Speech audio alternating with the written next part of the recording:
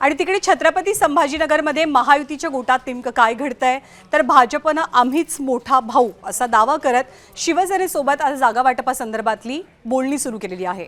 अतुल सावे यांनी एक कठोर भूमिका एक प्रकारे घेतलेली होती, टोकाची भूमिका घेतली होती की जर का जास्त जागा मिळतील तरच चर्चा केली जाईल।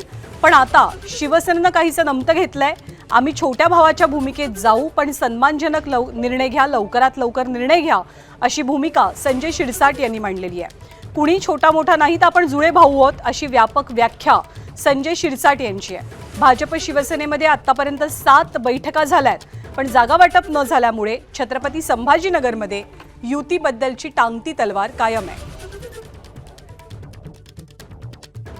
संभाजीनगर महानगरपालिकेची युतीची बैठक ही अंतिम टप्प्यात आहे। 2-4 जागांसाठी वाद जो अडलेला आहे, मला वाटतं आज त्याचा निपटारा होईल। सन्मानपूर्वकच दोन्ही पक्षांना जागा दिल्या जातील, त्याशिवाय युती होणार नाही। म्हणून आम्ही हे जे काही बैठकीचं सत्र चालवलं ते त्यासाठीच चालवलं की हे एकमेकांमध्ये असलेली अंडरस्टँडिंग ही चांगली असली पाहिजे, त्यामुळेच युती होईल। नसता मग युती होण्याचा प्रश्नच येत नाही। मग युती करताना ह्या सगळ्या गोष्टी पाहाव्या लागतात आणि ते आम्ही पाहिलेल्या आहेत।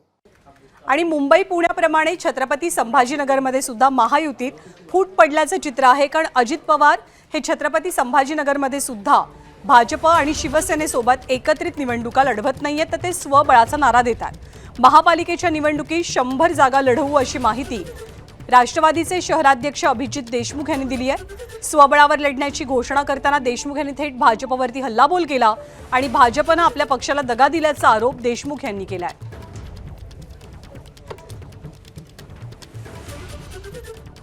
भारतीय जनता पार्टीने आम्हाला त्या ठिकाणी धोका दिला, कारण की त्यांनीच आम्हाला मोठा भाऊ म्हणून त्या ठिकाणी त्यांनी बोलवलं होतं, पण मोठ्या भावाने लहान भावाचा विचार नाही केलेला आहे।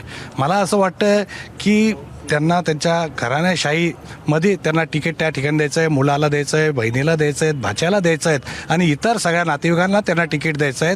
त्यामुळे त्यांनी राष्ट्रवादीसाठी त्यासाठी जागा नसतील। किती जागा लढवणार? आम्ही जवळपास 100 ठिकाणी आमची तयारी पूर्ण केलेली आहे। एबीपी माझा, उघडा डोळे बघा नीट।